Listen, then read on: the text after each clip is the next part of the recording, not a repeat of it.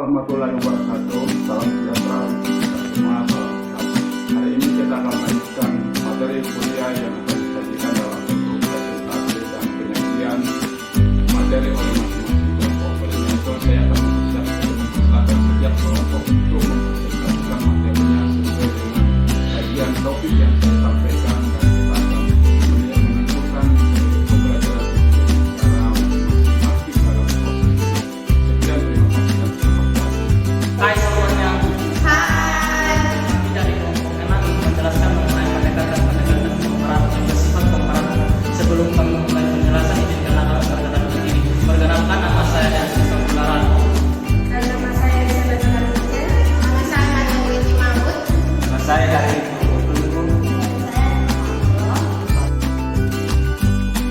Di sini kami ada 5 pokok pembahasan. Yang pertama ada definisi dari pendekatan yang bersifat komparatif, sedangkan yang kedua ciri-ciri dari pendekatan yang bersifat komparatif, sedangkan yang ketiga tujuan dari pendekatan yang bersifat komparatif, sedangkan yang keempat kelemahan dan kelebihan dari pendekatan yang bersifat komparatif, sedangkan yang kelima ada contoh kasus dari pendekatan yang bersifat komparatif. Di sini kita masuk pada definisi dari pendekatan yang bersifat komparatif. Pendekatan komparatif adalah pendekatan dengan melakukan perbandingan. Perbandingan dalam hal ini bersifat eksternal dan internal. Perbandingan bersifat eksternal apabila yang menjadi sasaran audit adalah perusahaan secara keseluruhan yang didasarkan kurang dibandingkan dengan perusahaan lain yang sejenis dan bergerak dalam industri yang sama dan dipandang meraih keberhasilan. Sedangkan perbandingan yang bersifat internal apabila yang dibandingkan adalah salah satu satuan kerja tertentu dalam perusahaan yang dianggap menghadapi masalah dibandingkan dengan satuan kerja lainnya yang dianggap berhasil.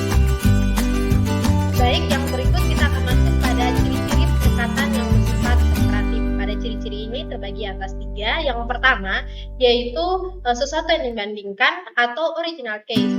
Yang kedua yaitu kesesuaian untuk diperbandingkan, dan yang terakhir yang ketiga yaitu perbandingan atau unique case.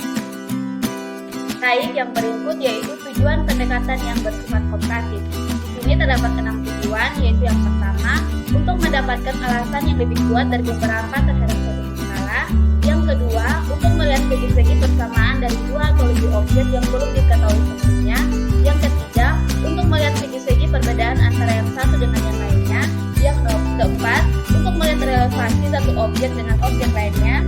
Dan yang kelima, untuk melihat sebuah prioritas maupun inferioritas masing-masing. Dan yang keenam yaitu untuk memperluas nilai maupun informasi tentang sesuatu. Dan selanjutnya kita masuk pada kekuatan dan kelemahan pendekatan yang komparatif. Metode komparatif merupakan sebuah bentuk penelitian yang dimana sangat layak terhadap berbagai macam bentuk apabila sebuah metode eksperimental tidak dapat dilaksanakan. Penelitian komparatif memiliki kemampuan untuk menciptakan sebuah informasi yang dimana akan dapat bermanfaat terhadap sebuah hakikat dari sebuah fenomena yang ada. Melakukan akan perbaikan terhadap teknik metode tertentu dan juga kembali bersaing dengan berbagai macam bentuk pengelolaan dan berbagai macam bentuk review secara parsial. Berikutnya kita masuk pada kelemahannya. Di sini tidak terdapat sebuah atau variabel bebas, terdapat kesulitan di dalam melakukan penentuan terhadap faktor penyebab yang dimana akan relevan secara aktual. Hal tersebut juga akan termasuk pula pada banyaknya faktor yang berada di bawah sebuah penelitian. Baik, yang berikutnya kita masuk dalam contoh kasus. Contoh kasus yang kami ambil yaitu analisis komparatif penggunaan sistem informasi perbankan antara bank syariah dan bank konvensional. Penelitian ini bertujuan untuk menggambarkan perbedaan sistem informasi transaksi dan pelayanan perbankan pada bank syariah dan bank konvensional, untuk menganalisis tentang perbedaan sistem transaksi dan pelayanan yang digunakan pada bank syariah dan bank konvensional, dan untuk mengetahui posisi kemajuan bank syariah terhadap konvensional dalam penggunaan sistem informasinya. Dalam penelitian ini, Bank Muamalat sebagai sampel dari bank syariah dan Bank BCA sebagai sampel dari bank konvensional.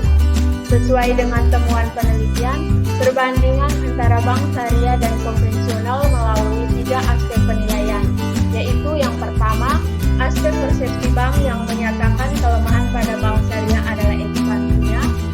yang kedua yaitu aspek persepsi nasabah yang menyatakan kelemahan pada bank syariah adalah pada infrastruktur yang masih minim.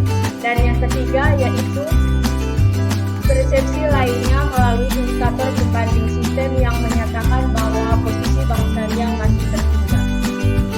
Itu saja yang dapat kami